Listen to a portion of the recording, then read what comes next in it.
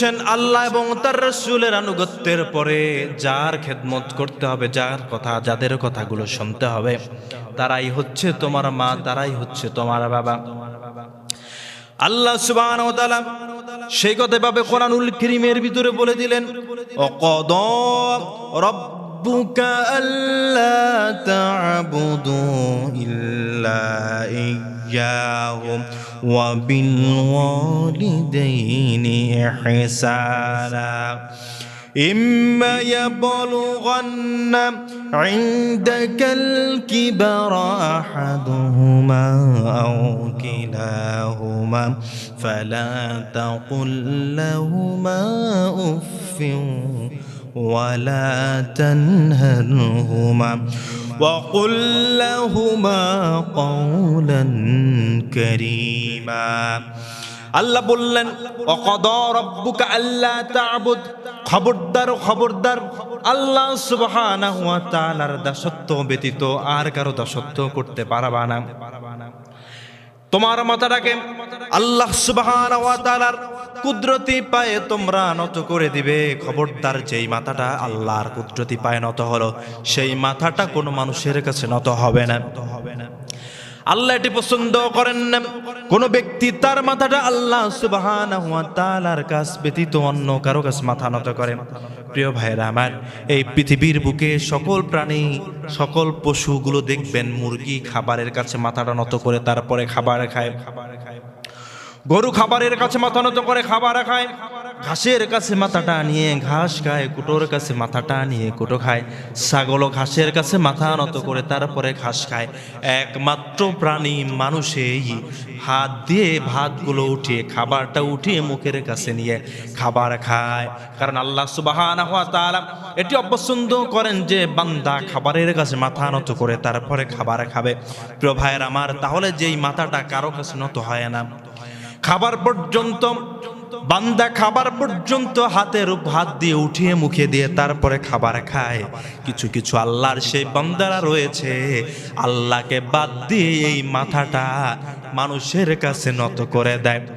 মাজারওয়ালার কাছে গিয়ে সিজদা দেয়, পীরের কাছে পীরের পায়ে গিয়ে সিজদা দেয়, জীবিত পীর মৃত্যু পীর তাদের পায়ে গিয়ে সিজদা দেয়। আল্লাহ এটিকে অপছন্দ করেন। এই জন্য আল্লাহ বলছেন ওয়াকাদা রাব্বুকা আল্লা তা'বুদু ইল্লা ইয়্যাহু, খবরদার আল্লাহ সুবহানাহু ওয়া তাআলার ইবাদত ব্যতীত, আল্লাহ তাআলার দাসত্ব ব্যতীত এই পৃথিবীতে তোমরা কারো দাসত্ব করতে পারবে না। আল্লাহর দাসত্বর পরে আল্লাহ সুবহানাহু ওয়া তাআলা কোরআনুল কারীমের ভিতরে বলে দিলেন, এরপরেই তোমরা যার আনুগত্য করবে, যাদের খেদমত করবে, যাদেরকে ভালোবাসবে, যাদের কথাগুলো সবচেয়ে বেশি শুনবে, তারাই হচ্ছে তোমার মা এবং তোমার বাবা। আল্লাহ বলছেন ওয়াবিল ওয়ালিদাইনি ইহসানা, আর তোমার পিতামাতার প্রতি সদ আচরণ করো। খবরদার, সৎ ব্যবহার করবে, পিতামাতার সাথে খারাপ ব্যবহার করবে না। তারা যখন বৃদ্ধ হয়ে যাবে, আল্লাহ বললেন এভাবে, ইম্মা ইয়াবলুগান্না ইনদাকাল কিবারা আহাদুহুমা আও কিলাহুমা ফালা তাকুল লাহুমা উফ ওয়ালা তানহারহুমা, তাদের ভিতর থেকে যখন একজন কিংবা উভয় বার্ধক্যে উপনীত হবে, বৃদ্ধ হয়ে যাবে, তখন তাদের খেদমত করবে। তারা যা চাইবে তাই তাদেরকে দেবে। তাদের প্রয়োজনীয় যত বস্তু রয়েছে, বিষয় রয়েছে, সকল কিছু তোমার মা বাবার কাছে এনে উপস্থিত করবে। আল্লাহ বলছেন তারা যখন বার্ধক্যে উপনীত হবে, তারা যখন বৃদ্ধ হয়ে যাবে, তোমার বাবা যখন বৃদ্ধ হয়ে যাবে, তার মনের কি ইচ্ছা, তার মনের কি চাওয়া, তার মনের কি পাওয়া। তোমার মা যখন বৃদ্ধা হয়ে যাবে, তখন তার মনের কি চাওয়া, তার কি ইচ্ছা করে, কি খেতে ইচ্ছা করে, কি পড়তে ইচ্ছা করে, তার মনের আশাগুলোকে পূরণ করবে। তাদের যখন উভয় বৃদ্ধ হয়ে যাবে, বৃদ্ধা হয়ে যাবে, তখন তাদের খেদমত করবে। খবরদার ফালা তাকুল লাহুমা উফ ওয়ালা তানহারহুমা, তোমরা তোমাদের পিতামাতার সাথে উফ পরিমাণ শব্দ বলবে না। পিতামাতা যদি কোনো কথা বলে, পিতামাতার সাথে উফ পরিমাণ শব্দ করতে আল্লাহ সুবহানাহু ওয়া তাআলা নিষেধ করেছেন। এরপরে তোমাদের পিতামাতারা তাদের জন্য দোয়া করবে এভাবে আল্লাহ শিখিয়ে দিচ্ছেন। পিতামাতার জন্য সন্তান দোয়া করবে এভাবে, অকুর রাব্বিরহামহুমা কামা রাব্বায়ানি সগীরা। আল্লাহ শিখিয়ে দিচ্ছেন গোলাম, পিতামাতা যদি বার্ধক্য উপনীত হয় অথবা পিতামাতা যদি ইন্তেকাল করে আল্লাহর ডাকে সাড়া দিয়ে চলে যায়, সেই কঠিন মুহূর্তে যখন তাদেরকে দেখার মতো আর কেউ নেই, তখন তোমরা এই কথা বলো, রব্বিরহামহুমা কামা রাব্বায়ানি সগীরা। আল্লাহ তাআলা আমার পিতামাতাকে সেইভাবে আপনি লালন পালন করুন আপনার রহমতি হাত দ্বারা, যেইভাবে আমার ছোটবেলায় আমার মা বাবা আমাদেরকে লালন পালন করেছে। প্রিয় ভাইয়ের আমার, এর চেয়ে উত্তম দোয়া কি আর কিছু হতে পারে? এই মায়ের সাথে বাবার সাথে খারাপ ব্যবহার করতে আল্লাহ সুবহানাহু ওয়া তাআলা নিষেধ করেছেন। খবরদার খবরদার, কোনো মায়ের সাথে কোনো বাবার সাথে তোমরা খারাপ ব্যবহার করতে পারবে না। বিশ্বনবী বলেছেন, তিন শ্রেণীর মানুষ যদি কোনো ব্যক্তির জন্য বদদোয়া করে, ভালো দোয়া করুক কিংবা খারাপ দোয়া করুক, তিন ব্যক্তির দোয়া ডাইরেক্ট আল্লাহ সুবহানাহু ওয়া তাআলার দরবারে পৌঁছে যায়। এই জন্য তিনজন ব্যক্তির সাথে খারাপ ব্যবহার করা যাবে না। এক নম্বরে, পিতামাতা যদি সন্তানের জন্য ভালো দোয়া করে, ডাইরেক্ট দোয়া করতে দেরি কিন্তু আল্লাহ কবুল করতে দেরি করেন না। এই জন্য মা বাবা ভালো দোয়া করলেও কবুল হয়ে যায়। আমরা অনলাইনে মাঝে মধ্যে দেখি কাবা শরীফের একজন ইমাম আছেন, কি কেলানি যেন নাম, তিনি নাকি ছোটবেলায় বেশি দুষ্টামি করতেন। তার মা নাকি বলেছে, আল্লাহ যেন তোমাকে কাবা শরীফের ইমাম বানিয়ে দেন। এই দোয়া করেছেন, আজ সেই ব্যক্তি কাবা শরীফের ইমাম হয়ে গেছেন। আল্লাহ তার মায়ের দোয়াটাকে কবুল করে দিয়েছেন। আমাদের তো দেখা যায় যখন সন্তান দুষ্টামি করে তখন মা কি বলে, ভিক্ষা করে খাবি, ভিক্ষাও কপালে জুটবে না। তারপরে বিভিন্ন অভিশাপ দেয়, গাড়ি অ্যাক্সিডেন্ট করে যেন তুমি মারা যাও, তারপরে জীবনের জন্য তোমার সুখ না হয়, এই ধরনের কথা বলে। প্রিয় ভাইরা আমার, সন্তানদের জন্য এমন বদদোয়া দেওয়া যাবে না, কারণ আল্লাহ রাসূল সাল্লাল্লাহু আলাইহি ওয়াসাল্লাম বলেছেন, তিন শ্রেণী মানুষের দোয়াকে ফিরিয়ে দেওয়া হয় না।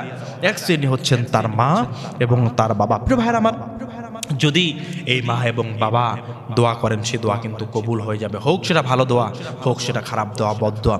এই জন্য সন্তানদের ব্যাপারে খারাপ কোনো দোয়া করা যাবে না। প্রিয় ভাইয়ের আমার, এই জন্য মা এবং বাবার সাথে খারাপ ব্যবহার করবেন না। মা এবং বাবা যদি আপনার জন্য ভালো কিছু দোয়া করে, তাহলে আপনি জীবনে ভালো হতে পারবেন। আর তারা যদি খারাপ দোয়া করেন, তাহলে জীবনটা মানে ধ্বংস হয়ে যাবে। প্রিয় ভাইয়ের আমার, এরপর আল্লাহ রাসূল বলেছে, দ্বিতীয় নাম্বার, যারা মুসাফির, তোমরা তাদের সাথে খারাপ ব্যবহার করো না, তারা দোয়া করলে দোয়া কবুল হয়ে যায়। প্রিয় ভাইরা আমার, মুসাফির বলতে ভিখারি নয়। মুসাফির হচ্ছে এক স্থান থেকে আরেক স্থান যিনি সফর করেন। বরিশাল থেকে যদি ফরিদপুর একজনে যান, সে সেখানে মুসাফির। আবার ফরিদপুর থেকে কোনো ব্যক্তি যদি এই বরিশালে আসেন, তাহলে সে মুসাফির। এই মুসাফিরদের সাথে খারাপ ব্যবহার করা যাবে না। আল্লাহ রাসূল বলেছেন, কোনো ব্যক্তি যদি মুসাফিরদের সাথে খারাপ ব্যবহার করেন আর তারা যদি অভিশাপ দেন, তারা যদি দোয়া করেন, সেটা আল্লাহ কবুল করে নেন। তৃতীয় নাম্বার হচ্ছে, জালেম যদি কোনো ব্যক্তির উপরে জুলুম করেন, কোন মুসলিম যদি আল্লাহর কাছে ফরিয়াদ করেন, আল্লাহ এদেরকে ধ্বংস করে দাও, আল্লাহ সুবহানাহু ওয়া তাআলা ডাইরেক্ট ধ্বংস করে দেন। এজন্য প্রিয় ভাইরা আমার, মজলুমদের দোয়াকে বড় ভয় করতে হবে। কারো সাথে জুলুম করা যাবে না। যেই ব্যক্তি জুলুম করে, যার উপরে জুলুম করে, যার উপরে জুলুম করা, সেই মজলুম ব্যক্তি যদি আল্লাহর কাছে দোয়া করে, আল্লাহ ডাইরেক্ট দোয়া কবুল করে নেন। প্রিয় ভাইরা আমার, যত বড় ক্ষমতাশীল ব্যক্তি হোক না কেন, 15 বছর জুলুম করেছে, অহংকার করেছে, মাটিতে পা পড়ে না।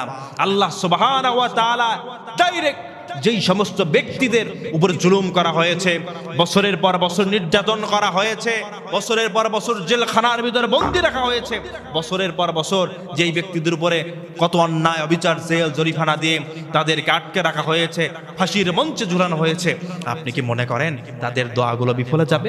তাদের দোয়া বিফলে যাবে না, বরং তাদের দোয়াগুলো কবুল হয়েছে। আল্লাহ সুবহানাহু ওয়া তাআলা তাদের দোয়ার বদৌলতে বাংলাদেশ দ্বিতীয়বারের মতো আমরা বলি স্বাধীন করেছে, স্বৈরাচার মুক্ত হয়েছে, এটা ছিল মজলুমদের দোয়া। আল্লাহ সুবহানাহু ওয়া তাআলা সেই মজলুমদের দোয়ার মাধ্যমেই কোটি কোটি ছাত্রদের মাধ্যমে এই জালেমদের চিরবিদায় করে বাংলাদেশ না বিশ্ব ইতিহাস তৈরি করেছেন। জালেমরা মজলুমদের দোয়াকে ভয় করো, মানুষের সাথে খারাপ ব্যবহার করো না, জুলুম করো না।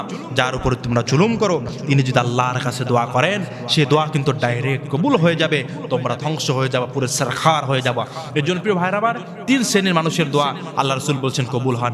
তার ভিতরে এক শ্রেণী হচ্ছেন মা বাবা। মা বাবা যদি দোয়া করে, ভালো দোয়া কিংবা খারাপ দোয়া ডাইরেক্ট কবুল হয়ে যায়। এই জন্য মা বাবার সাথে কখনোই খারাপ ব্যবহার করবেন না। উফ পরিমাণ শব্দ মা বাবার সাথে করা যাবে না। এগুলোই হচ্ছে আল্লাহ সুবহানাহু ওয়া তাআলার এবং তার হাবিবের নির্দেশনা। প্রিয় ভাইরা আমার, এরপর আল্লাহ সুবহানাহু ওয়া তাআলা কি বলছেন?